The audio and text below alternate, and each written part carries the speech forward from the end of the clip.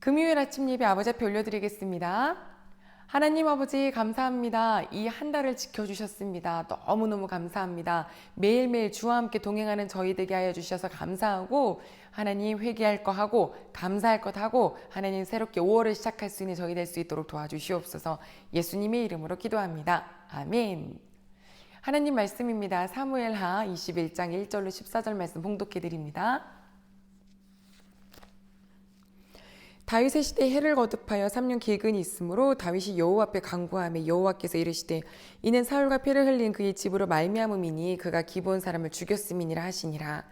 기브온 사람은 이스라엘 족속이 아니요 그들은 아모리 사람 중에서 남은 자라. 이스라엘 족속들이 전에 그들에게 맹세하였거늘 사울이 이스라엘과 유다 족속을 위하여 열심히 있으므로 그들을 죽이고자 하였더라. 이에 왕이 기브온 사람을 불러 그들에게 물으니라. 다윗이 그들에게 묻되 내가 너희를 위하여 어떻게 하랴? 내가 어떻게 속죄하여야 너희가 여호와의 기업을 위하여 복을 빌겠느냐 하니 기브온 사람이 그에게 대답하되 사울과 그의 집과 우리 사이의 문제는 은금에 있지 아니하오며 이스라엘 가운데서 사람을 죽이는 문제도 우리에게 있지 아니하니이다 하니라. 왕이 이르되 너희가 말하는 대로 시행하리라. 그들이 왕께 아뢰되 우리를 학살하였고 또 우리를 멸하여 이스라엘 영토 내에서 머물지 못하게 하려고 모해한 사람의 자손 7사람을 우리에게 내주소서. 여호와께서 택하신 사울의 고을 기브아에서 우리가 그들을 여호와 앞에서 못매어 달겠나이다 하니 왕이 이르되 내가 내게 내주리라 하니라. 그러나 다윗과 사울의 아들 요나단 사이에 서로 여호와를 두고 맹세한 것이 있으므로 왕이 사울의 손자 요나단의 아들 무비보셋은 아끼고 왕이 이에 아야의 딸 리스바에게서 난 자 곧 사울의 두 아들 암모니여한 무비보셋과 사울의 딸 메라백에서 난 자 곧 무올라 사람 바르실레의 아들 아드리엘의 5 아들을 붙잡아 그들을 기브온 사람의 손에 넘기니 기브온 사람이 그들을 산 위에서 여호와 앞에 목매어 달매 그들 7사람이 동시에 죽으니 죽은 때는 곡식 베는 첫날 곧 보리를 베기 시작하는 때러라. 아야의 딸 리스바가 굵은 배를 가져다가 자기를 위하여 바위에 펴고 곡식 베기 시작할 때부터 하늘에서 비가 시체에 쏟아지기까지 그 시체에 낮에는 공중에 새가 앉지 못하게 하고 밤에는 들짐승이 범하지 못하게 한지라. 이에 아야의 딸 사울의 첩 리스바가 행한 일이 다윗에게 알려짐에 다윗이 가서 사울의 뼈와 그의 아들 요나단의 뼈를 길르앗 야베스 사람들에게서 가져가니 이는 전에 블레셋 사람들이 사울을 길보아에서 죽여 블레셋 사람들이 벳산 거리에 매단 것을 그들이 가만히 가져온 것이라.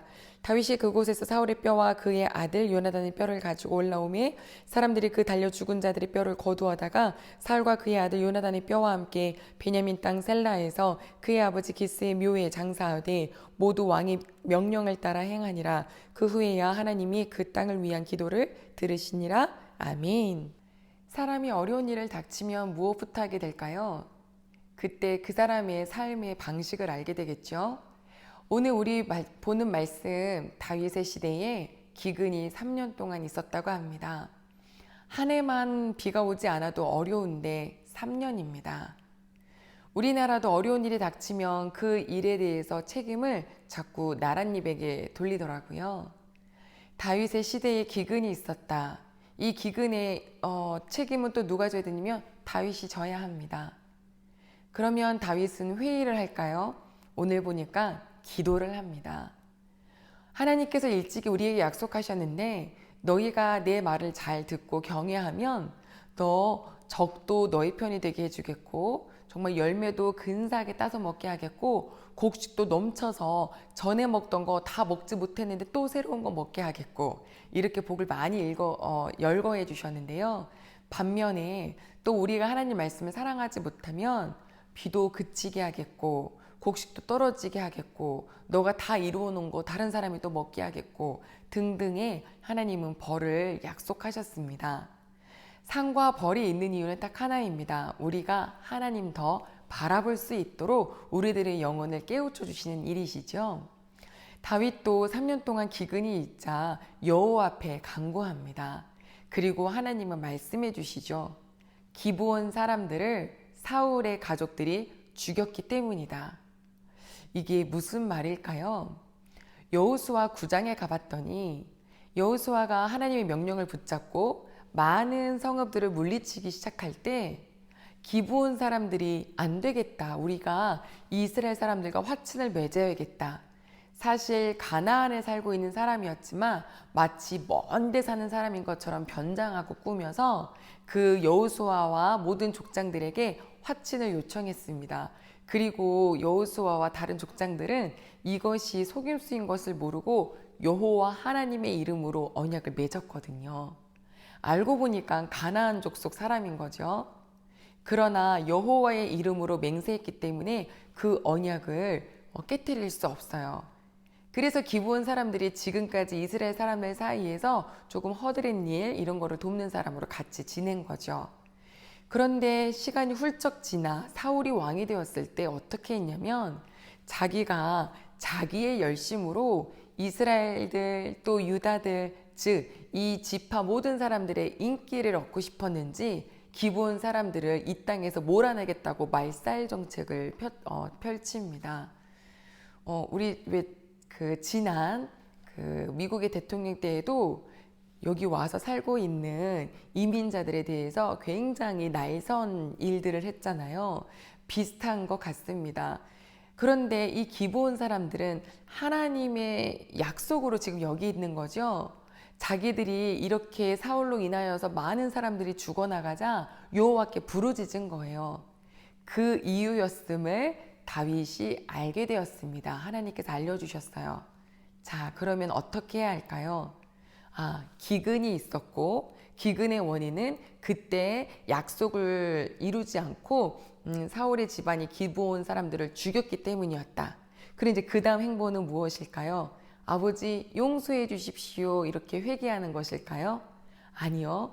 우리가 지난 주일의 말씀을 봤던 것처럼 하나님은 사람에게 잘못하면 그 사람에게 먼저 가서 용서를 구하고 화해를 하고 돌아와서 나에게 예배를 드려라 라고 하신 것처럼 다윗도 기브온 사람들을 불러서 묻습니다. 내가 너희를 위해서 어떻게 해줄까?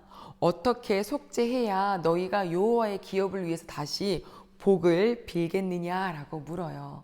즉 아픔 당한 사람에게 직접 그 아픔에 대해서 속죄를 하고 어떻게 해줘야 될지를 묻습니다. 그랬더니 기브온 사람들이 다른 건 없고 그저 우리 민족을 다 말살하려고 했었던 그 사울의 가족들 7명만 달라. 그러면 우리가 그들을 매달아 죽이고 끝내겠다라고 했어요. 다윗은 왕이 되었는데 사실 이 말씀은 21장에 있지만 이 역사의 어떤 사건이기 때문에 실제 있었던 일은 훨씬 더 앞쪽에 있는 이루어진 일이거든요. 지금 왕이 되었는데 선 왕의 가족의 7명을 죽이려고 넘겨주는 일이 쉽지는 않죠.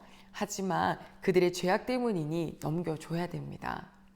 이 과정에서 우리 다윗은 또 언약 맺은 것을 기억해요.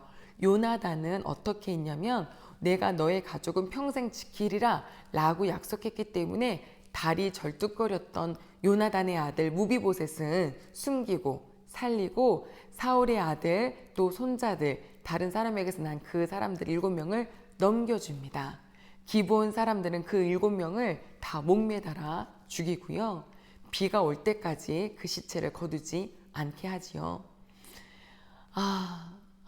약속은 성취하시는구나. 비록 그것이 이방인들에게 행했다 하더라도 성취하시는 분이시구나. 기근이 오면 우리는 다른 곳에서 우왕좌왕할 것이 아니라 하나님, 나와 하나님 관계에서 무엇을 해결해야 하는 것일까요? 기도할 줄 알아야 되는구나. 또 사람에게 잘못했다면 사람에게 먼저 용서를 구해야 하는 것이구나. 우리가 이 말씀을 통해서 보게 됩니다. 기브온 사람은 그렇게 했고 또 그 달려 죽은 자의 어머니가 또 막 울면서 아침 저녁으로 그 시체 앞에서 있으니 다윗이 시체를 다 거두어 들여서 사울과 요나단의 시체도 같이 갖다가 묻어주니 하나님이 그때부터 그들의 기도를 들어주기 시작하십니다. 비가 다시 내렸다는 거죠. 가족 여러분, 우리들에게 오늘 이 말씀이 어떻게 다가오십니까? 어떤 일이 생기든 기도부터, 내가 잘못한 일이 있거든 사람에게 또 먼저 용서를 구하고, 하나님은 약속을 성취하시는 분이시니 내 열심으로 뭔가 일을 하는 것이 아니라 하나님의 뜻이 무엇인지를 찾을 줄 아는 저희가 되기를 소망합니다. 기도하겠습니다. 아버지 하나님 감사합니다. 오늘 주신 말씀 통하여서 하나님 어려운 일이 닥칠 때, 꼬이는 일이 생길 때 아버지께 먼저 기도. 사람에게 원망 들을 만한 일이 있거든 그 사람에게도 용서를 구해야 한다는 거. 하나님 오늘 말씀 속에서 주셨사오니 혹여 우리가 정말 내 열심으로 뭔가 일을 해내가지 않게 해주시고 하나님의 뜻을 찾게 해주시고 그 과정 속에 하나님 용서 구할 것이 있으며 오늘의 말씀처럼 행할 수 있도록 도와주시옵소서. 4월 한 달을 지켜주신 주님의 은혜에 다시 한번 감사드리며 예수님의 이름으로 기도드립니다. 아멘.